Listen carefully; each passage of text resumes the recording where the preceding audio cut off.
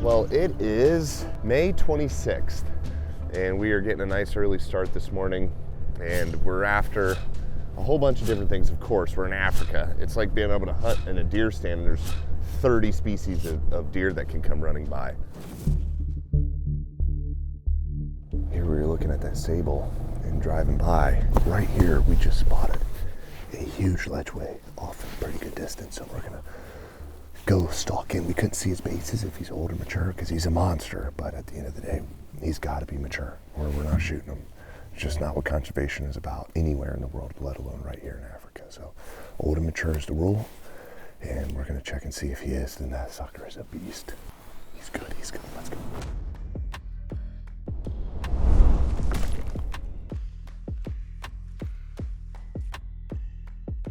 Oh yeah, I can see him right through the green. See him right there.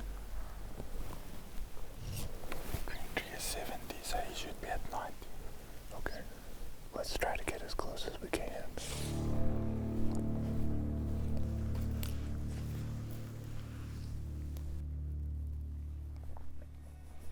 Stupid sable on the hill snorted. Both we can get up over the hill quick, and he won't be far, and we might get a second chance.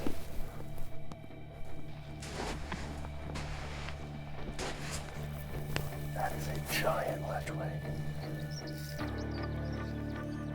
I know you guys haven't got a real good look at him yet, but we're hoping when he comes out here, you'll get to see him much better. But my gosh, dude, that is a beast. Because the sable keeps with that Lechwe. Yeah. But we just see where they walk. Maybe if they go like this, we go back around. And then they're going to keep on walking and we ambush them from this side. So our problem right now is that sable is staying with the Letchwe. The sable's just bigger, better vision, better hearing, better smell, everything than a Letchwe. So he's that big for a reason because he's smart. He's staying with the sable. This won't work. We're too high. They're too low. They'll see us coming every single time. This guy's worth the effort.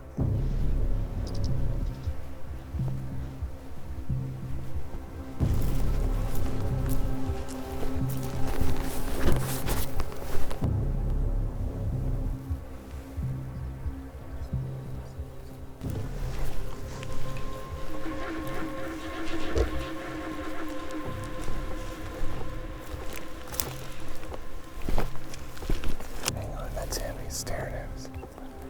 He's looking at us. Stop. Don't move. He's staring right at us.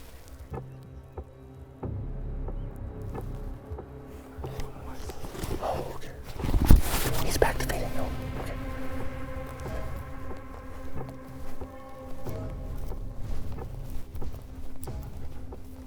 The one walking that side is the one we were after. The one facing is a new bull. Yeah, okay, yeah. They're both big. So there's two options. The one plus that we saw first. I think he's going to be a little bit longer. He's got more hooks. Yeah. The other one's just a bit wider, but he's flat. Yeah. I would be happy with both. I mean, ideally the one we spotted early, because he's got a cool shape to him too. The good news is he's relaxed.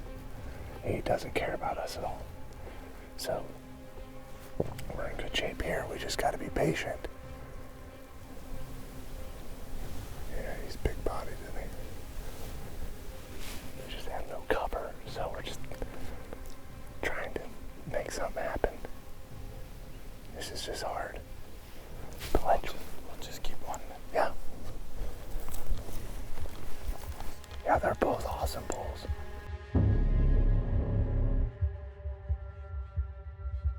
There's no wind. With this kind of conditions, I can shoot a really long ways. We'll stretch out if we need to. The reason we stay in a straight line like this is because that's what prey does. Herd animals follow each other. Predators stagger. So by us being in a straight line like this, they may think we're just another animal that's not a predator. Now we're in the chips. We got plenty of brush to be able to get us right up in them. We should be able to get to bow range as long as the wind holds.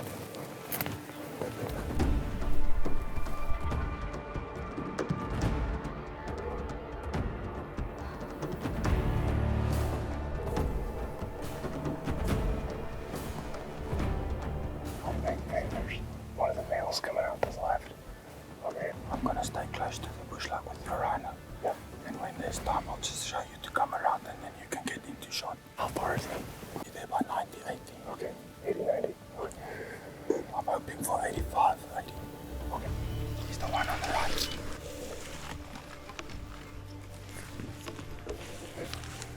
He's one right behind that bush on the right here. Yeah. He's standing outside. 125, 126. 126, quartering away. Here we go.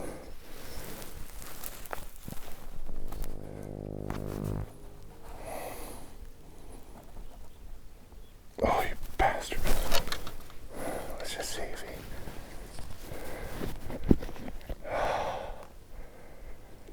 It just took too much time. He's 141, he's too far. It just takes too much time with me ranging, dialing, and he was 126.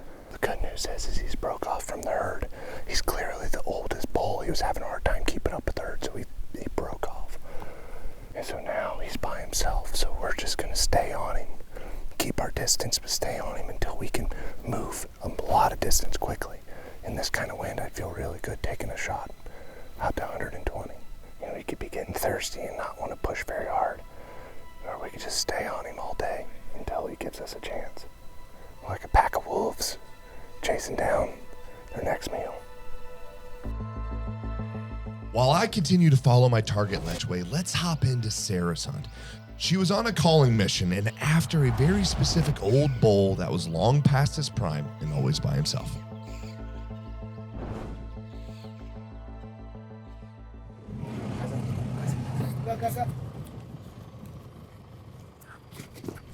Yeah.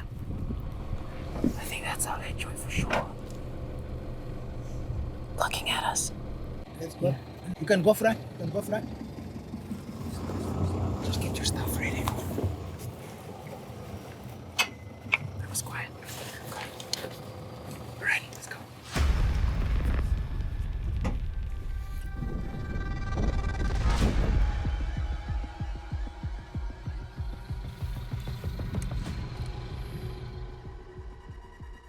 It's gonna be 60 to 65 because let me just quickly check.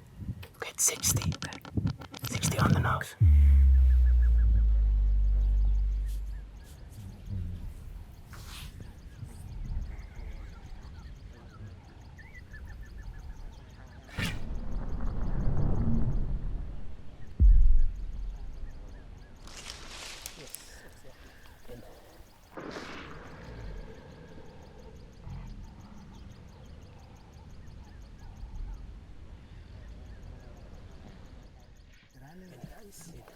You finally got your Letchwe. Got a Letchwe. We've seen so many of them, but came to this specific spot today to try and look for a specific bull. And I think this is the one they saw just prior to our arrival. Yeah. And when I saw him, I was And like, he was okay, all by himself, which is so that's it. helpful.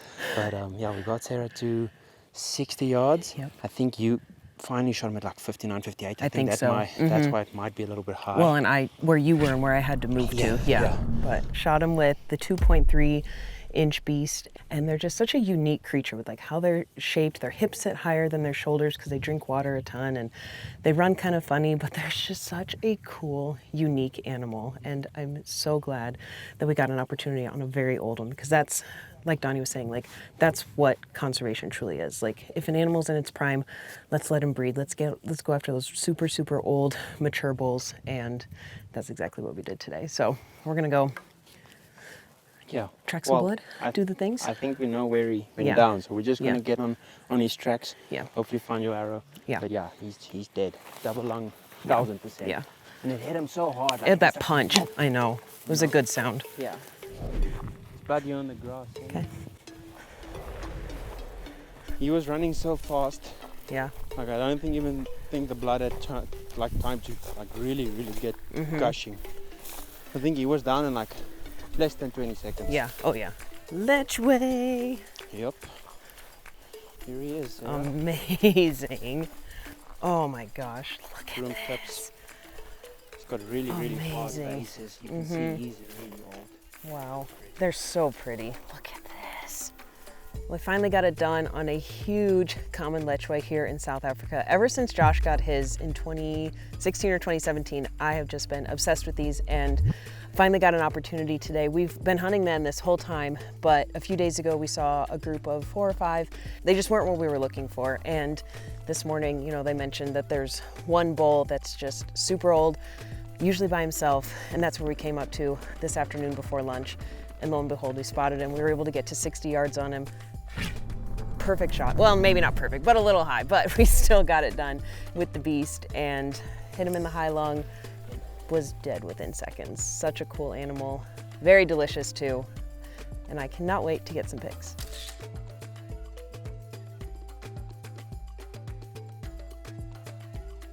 Awesome job, Sarah. Congrats on your bull. And now let's dive back into my hunt where we're still tracking my bull. And at this point, we have been tracking him for 6.5 miles. Just let him step out. Not move. I think we can get my shot. Right, here we go. Here we go. Just keep telling me the range. 109, 111, 120, 122. Okay, we gotta move. If you just tell me why he's doing it, it allows me to keep rolling my thing. So then it just saves us a half a second. Finally, after 7 miles, he got into some thick brush, which allowed us to cut the distance and get into position. This is perfect. We actually got cover. And that's when he stepped out at 102 yards. It was a long shot, but I was ready.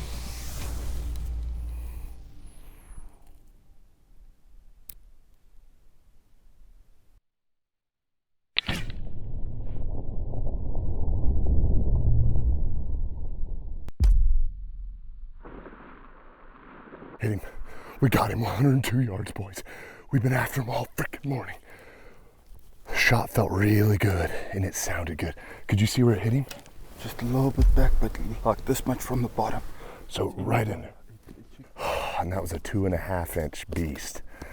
Holy smokes, boys. We're stretching it out there at 102 yards on a Letchwe. Now these guys are extremely tough, so they will show you the farm if you don't hit them perfect. So we gotta hope everything felt good, but the shot felt good. I held a little low just because I wanted to make sure that if he ducked, it would hit him. He didn't duck. So I hit him a little bit lower than I'd want, but they think it's pretty good. So it sounded good. It sounded cavity. Boom, boom. So I got a complete pass through. We're gonna go find my arrow. It'll tell us a lot about the shot. Let's roll. Well, we got the arrow right here. This is exactly what you want to see right there. Those fletchings were white and green, and that is the 2.5 inch beast. So, I mean, that's really what we want. He's got a big hole in him. We're gonna get on the track and hopefully my Letchwe is not very far. Holy smokes. Yes.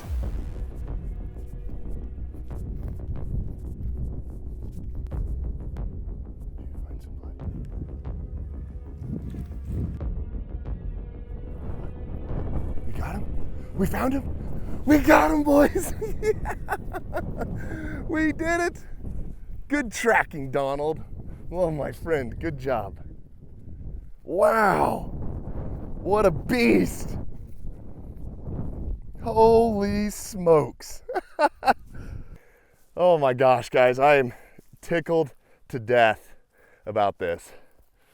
I mean, I've been hunting Africa for 8-9 years now, and one of the first years I hunted Africa, I hunted a Letchwe, and it was just the worst disastrous hunt you could ever imagine. I didn't make a good shot and following them up, and we ended up having to finish them with a rifle. It was horrible. I never counted it as a bow kill, and for me, they've been my nemesis ever since. And we came here and been bow hunting. There's 200,000 acres in South Africa. They told me that they had Letchwe on here, and I was so tickled to death, and I wanted to get one. And we've tried, and we just haven't been able to get real close. And the closest we could get all morning, we saw this guy early at like 7:30, and is now 12:20. And my gosh, we freaking finally got him, but the closest we could get was 102 yards. And I felt confident in the shot. The wind was solid, and as you guys can see, I 12 ringed them, you know, for whitetails. In Africa, you want to pull it a little bit more into the shoulder, but man, right behind the shoulder, big entry wound. Man, I just couldn't be happier with this. I mean, just a big old bull. You want to come on in, Werner? Yeah, boy, we've been putting in some work, haven't we? Normal bow hunt, you just sit the whole day in the blind, wait for the animals to come to the water. This is a proper hunt, just like any hunt, walk and stalk. You're on the tracks, you're hiding behind bushes. Perfect hunt.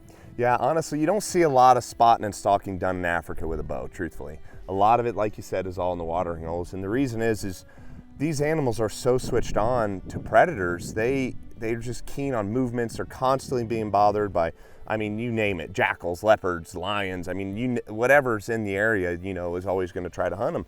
And so it's just hard to get close. And I know a lot of you don't agree with shooting 100 yards with a bow. Like, that's a rifle shot. But again, or it's unethical. And the reality of it is, whether it's ethical or not really isn't dependent on the distance. It's dependent on the skill of the archer. And if a guy never practices and picks up his bow and sights it into 20 and he tries to shoot something at 40, that's unethical, and that's only 40 yards. For me, I spend thousands of hours, you know, setting my rigs up and shooting endless round after round to be proficient at these long ranges so I can make shots like that and make it count.